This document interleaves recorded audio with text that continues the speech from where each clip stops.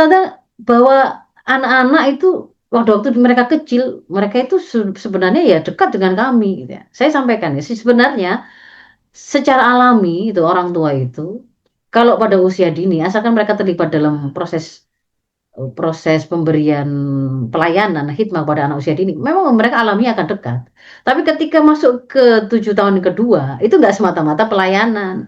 Padahal mereka juga makan yang masih saya siapkan, modal ya sangu yang masih dikasih. Nggak bisa secara otomatis di situ terus mempertahankan kedekatan. Karena pada waktu usia 7 tahun kedua itu, mereka fasenya sudah tidak lagi sekedar pembiasaan atau kebiasaannya gimana. Tapi di sini ini bentuk amal mereka, sikap yang dipilih, perilaku yang dipilih itu dipengaruhi oleh pemikiran yang mereka punya.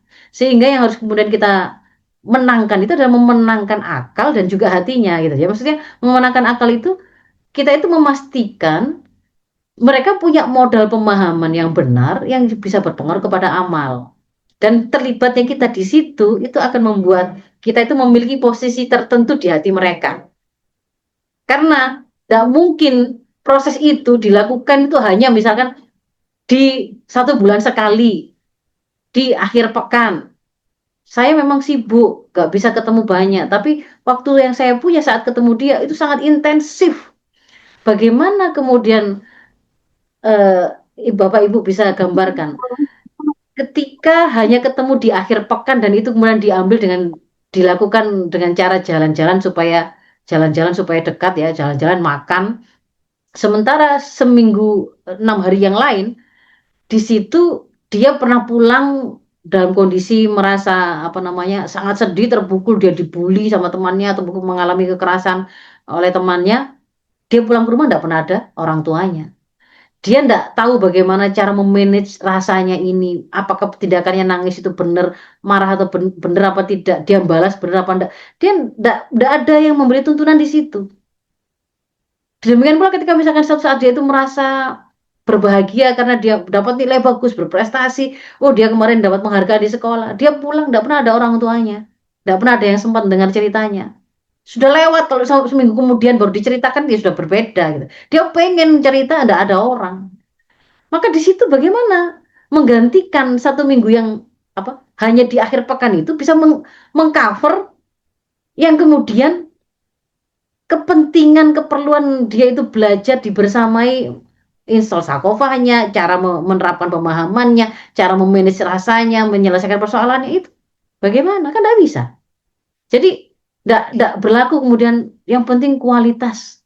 Ya bagaimana ada kualitas kalau tidak pernah ada kuantitas. Kalau nggak pernah ada waktunya, bagaimana bisa kita ngejar kualitas? Nah, sekarang pertanyaannya jadi gini, kecilnya dekat, tapi kok besarnya sekarang enggak? Nah, sebenarnya kalau memang kemudian kita tadi itu benar-benar telah terjalin kedekatan itu secara bermakna, kalau masa kecil tadi itu karena hikmah, kalau masa 7 tahun kedua itu karena memang kita terlibat dalam proses pendidikan dan pembinaannya. Kalau misalkan kita itu titipan ke sekolah lain atau guru lain atau pesantren, berarti di situ wajib anak itu sadar betul dan merasa betul bahwa pesantren ini, sekolah ini, guru ini, itu hanya hadir itu karena orang tua saya yang memang menghadirkannya, memilihnya dengan penuh kesadaran. Dan orang tua saya terkoneksi betul dengan para guru-guru di situ.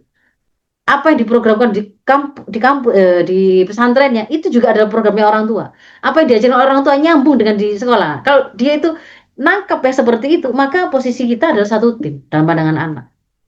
Ketika gurunya ngajari, dia akan bisa melihat itu juga bagian dari pelajaran yang tidak disampaikan oleh orang tua saya kepada saya sebenarnya. Maka bisa dekat.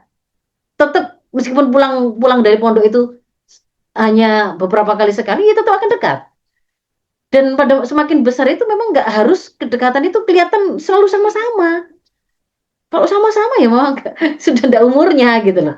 Nah, tapi kalau kemudian itu ternyata lepas, nah, misalkan tadi itu kayak mindset mindset apa namanya mindset laundry tadi, ya berarti harus ditobati. Ya wajar kalau kemudian mereka itu dia merasa nggak terlalu dekat lagi karena memang sebenarnya kurang adekuat relasinya tadi. Bahkan dia mengiranya kalau kalau nanya tentang kebaikan nanti lewat gurunya, berarti itu adalah alamnya pada waktu saya di pesantren. Kalau di rumah, orang tua saya tahu apa, dia nggak tahu. Sehingga Ya di sini itu adalah masa di mana tidak perlu pakai syariat gitu. Jadi sholat malam itu kalau di pesantren, kalau di rumah ya sudah tidak lagi. Kalau menutup aurat ya kalau waktu di pesantren, kalau di rumah sudah tidak lagi. Nah itu berarti mungkin ada yang tidak terkoneksi di situ. Di luar itu, ibu, bapak ibu sekalian, ingat bahwa kita itu mendidik anak itu tidak dengan apa kemampuan kita sendiri ya. Artinya kita itu mendidik bersama Allah yang menggenggam hati anak-anak kita, pikiran anak kita itu. Allah yang maha membolak-balikkan hati dan Allah yang maha berkuasa atas apapun. Maka selalu langitkan doamu dimanapun kita berada, anak ada di bersama kita, anak tidak bersama kita itu doa itu jangan putus, jangan putus. Dan supaya kemudian ikhtiar kita itu tadi itu meskipun kita belum sampai pada bisa jadi guru langsung anak-anak kita karena ilmu kita itu tadi itu belum belum mencukupi misalkan, sangat penting tertangkap oleh anak bahwa orang tua berusaha untuk merealisir profil yang sama yang orang tua inginkan. Anaknya itu kan diinginkan oleh orang tuanya jadi anak soleh. Anak melihat orang tua itu terlihat sekali ikhtiarnya untuk bisa jadi orang tua soleh. Kalau orang tua itu ngajari atau menarget kamu harus hafal Quran begini, dia juga harus lihat bahwa orang tua yang meskipun tertatih-tatih bolak-balik itu apalan ya hilang-hilang saja, tapi terlihat berusaha untuk tetap istiqomah di situ karena itu penting, teladan itu tadi.